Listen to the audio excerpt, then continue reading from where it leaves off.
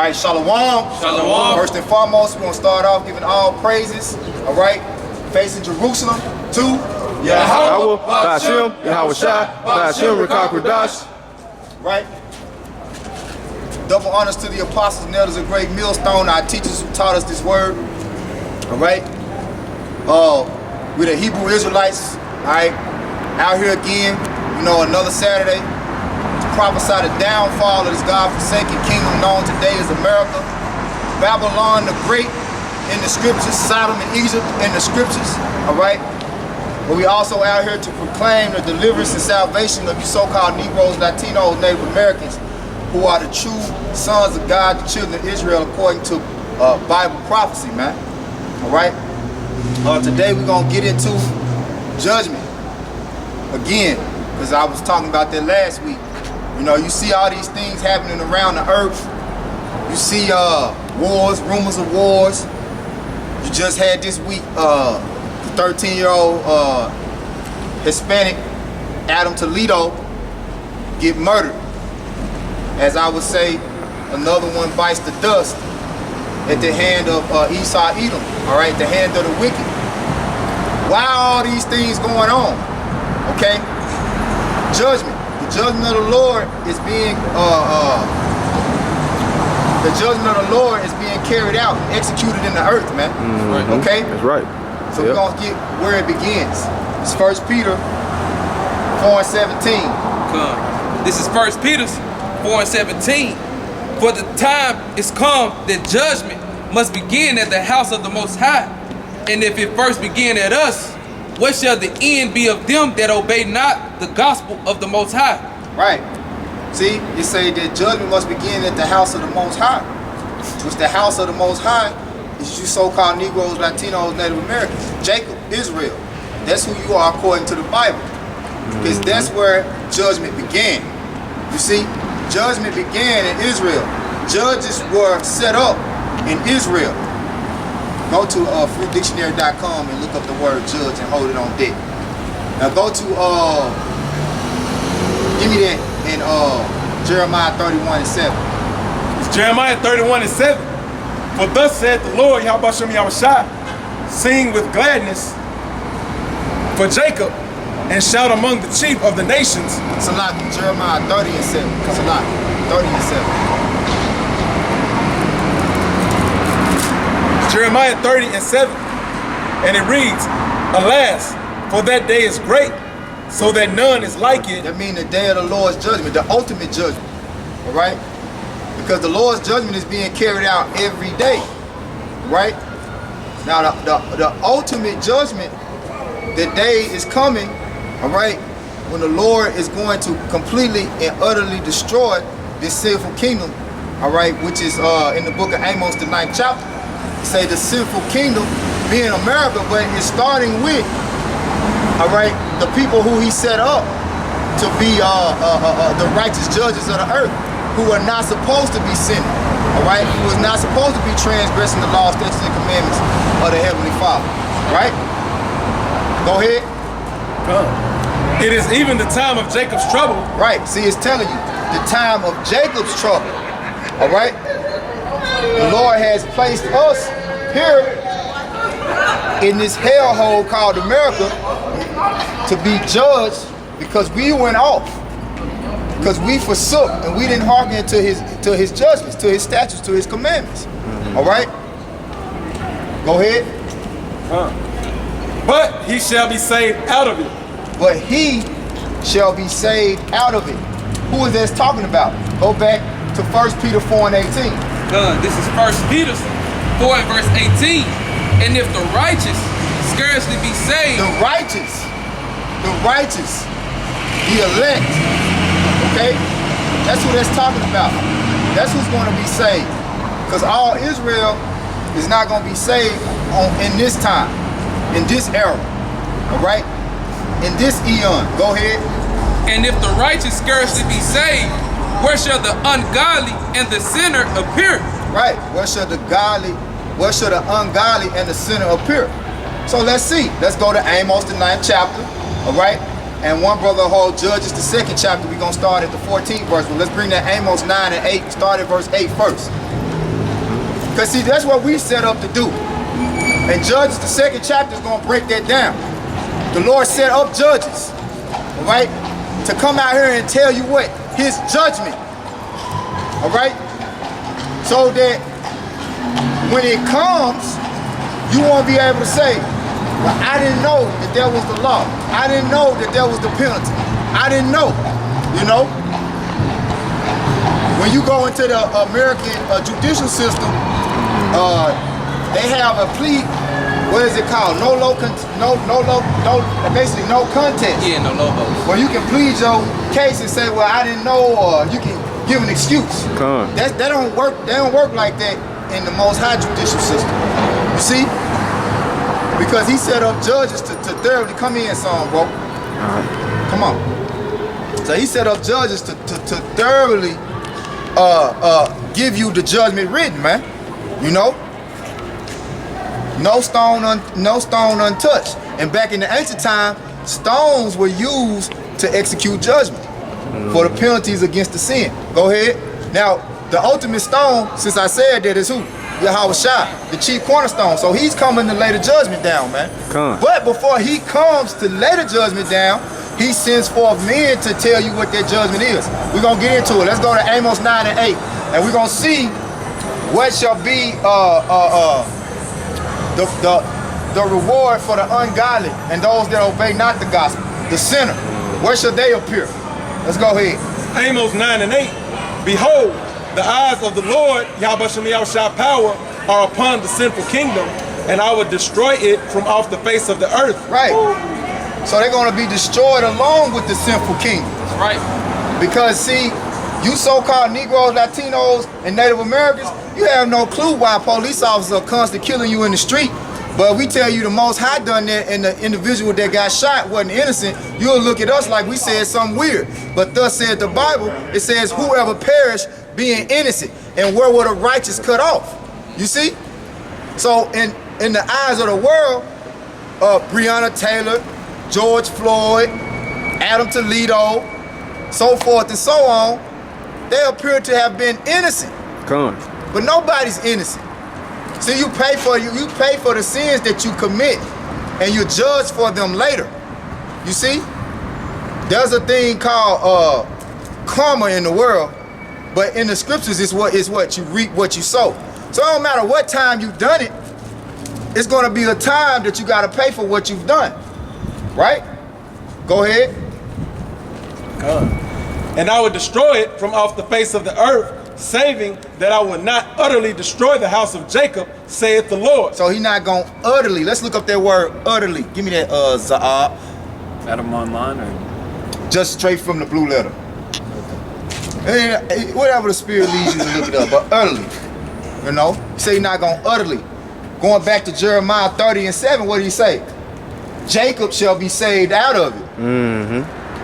So you have to put these scriptures together so that you can see the story that it's telling. That's why I say precept upon precept. So you just have to kind of put this here, this there, and it tells the story and it puts it all together. Because the scripture in Jeremiah 37 that it says the times of Jacob's trouble, but he shall be saved out of it. Who? Then we read in the 1 Peter, it said what? The righteous shall scarcely be saved. And if the righteous scarcely be saved, right? What's going to happen to them that obey not the gospel? Where should the sinner and the ungodly appear? Read that again. Amos 9 and 8. Let us know when you get the word. Bring it out again. It's Amos 9 and 8. Behold, the eyes of the Lord, Yahweh Shai power, are upon the sinful kingdom, and I will destroy it from off the face of the earth, saving that I will not utterly destroy the house of Jacob, saith the Lord. Saving that I will not utterly destroy the house of Jacob. Right? All the words are missing. Yeah, this is the new update they done on the phone. You gotta look it up on like online. Yeah, just look it up. Yeah. You gotta go to Google it online. That's the It's new alright. update. Let's keep fighting. He throw a blow, we count it. That's all. You just keep going. You see? Because this man's speaking of Esau, Edom, who the Lord set up to destroy us, all right, is the sinful kingdom that we living in is America, right? And he's the one that's led us to these into these sinful ways, unto the path, the broad path of destruction, all right? Because we chose to follow after him. Those are the ones that's going to be destroyed, that refuse to turn away from the broad path of destruction, which is led by that shepherd. Get that picture right there. Come on. That shepherd. That other white meat. See, it's two shepherds. There's a shepherd that's leading the sheep to the slaughter, and then there's the shepherd that's leading us to the promised land, to the kingdom, man. You see? You got Yahushua and you got Satan. All right? You got it? All right, now this the word for utterly. It's Strong's H8045, samad, and it means Strong's definition: destroy, bring to naught, to overthrow, perish, pluck down. Perish.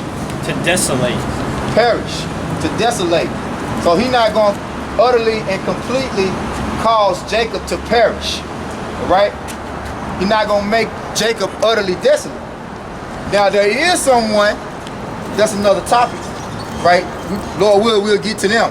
It is someone that he is going to utterly destroy and cause to perish. Right. And that's the wicked. Okay? Now the wicked goes right along with the so-called white man, first and foremost, but also 2/3 of our people. You see? 2/3 in red. Red representing the wicked. All right? And red really does represent the wicked. Edom, out of Wam, it means red. So because you chose the ways of wickedness, just because your favorite color is red, not literally. Most High gonna destroy your ass. And red represents blood, man. You know? Bloodshed. I found out something too. How powerful the color red is, right?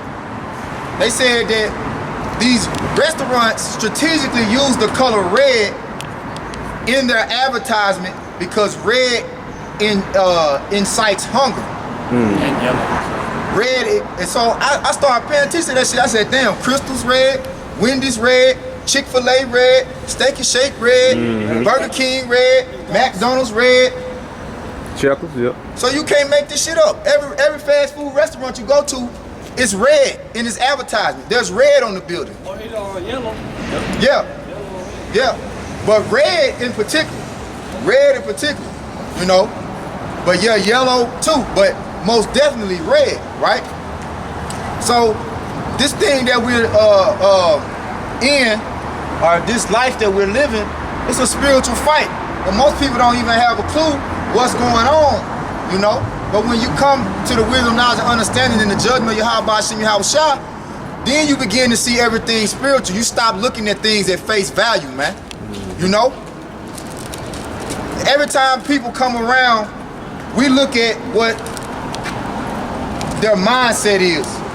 Damn what your appearance is. Now, the thing about a mindset is a mindset brings forth a physical persona, you know?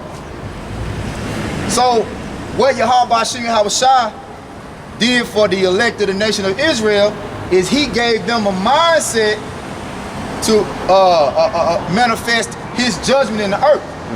That spiritual mindset that we have, we're able to carry ourselves different, not be conformed to the ways of the world, to see things outside of the norm, spiritual eyes, spiritual ears, to move different. Go ahead. This is Ecclesiastes 8:1.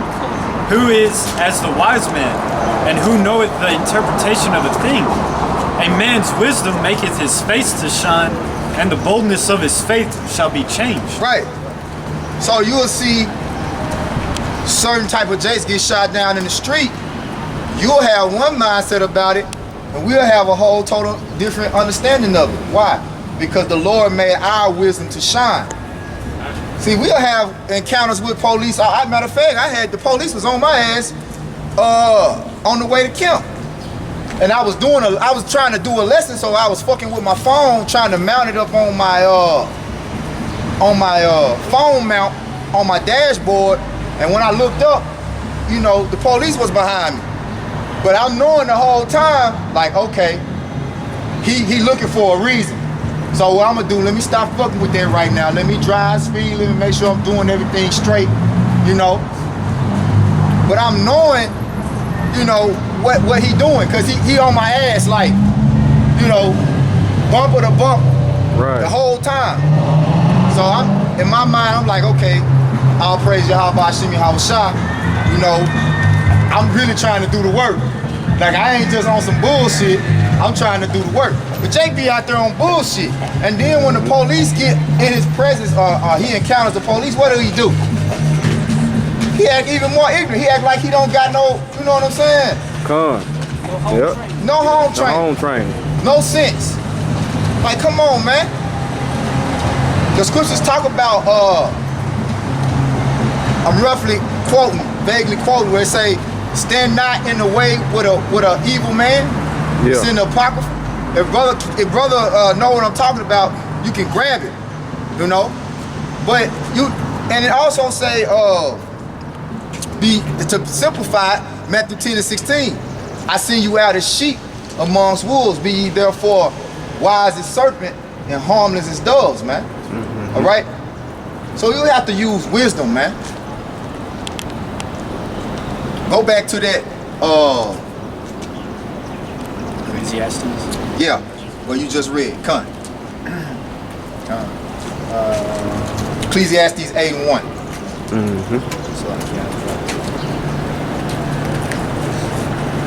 It says a man's wisdom maketh his face to shine. Not literally like you oiled up with baby oil. No, it's talking about your judgment. It's talking about the man's wisdom making his judgment to shine, just like King Solomon. You see, King Solomon knew how to handle. The scripture that you're talking about is right. Go ahead, but read it from the top. This is Ecclesiastes 8:1. Who is as the wise man, and who knoweth the interpretation of a thing? Man's wisdom maketh his face to shine, and the boldness of his face shall be changed. Yeah. I counsel thee to keep the king's commandment, and that in regard of the oath of the Most High. Be not hasty to go out of his sight, stand not in an evil thing, for he doeth whatsoever pleaseth him. Right, which that's not the one I was talking about. It say the one I'm talking about, it's in the Apocrypha, but that goes with it, right? So it say a man's wisdom maketh his face to shine, so you know how to deal with different spirits. Because the Lord has given us, matter of fact, give me Malachi 3:18. The Lord has given us the ability to be able to discern, right? To discern between good and evil. So we know when we're looking at an individual at face value, it don't hold no weight. But when we look at how he moves and how he thinks and how he conducts himself, you know, his tone of voice, all those things are things of the spirit. And when you apply those things, that's spiritual discernment, to know how to engage with different individuals, man, you know? And that's why the Lord said in Luke 21, I believe it's 21:15, he's gonna give us a mouth which our adversaries cannot gainsay nor resist, you know? Isaiah 54:17, no weapon formed against us shall prosper. And matter of fact, hold that one on deck. Give me that. This is Malachi 3:18. Then shall ye return and discern between the righteous and the wicked, between him that served the Most High and him that served him not. Right. So that's the whole thing about those that are going to scarcely be saved. Ultimately, we're going to be saved through judgment. The why?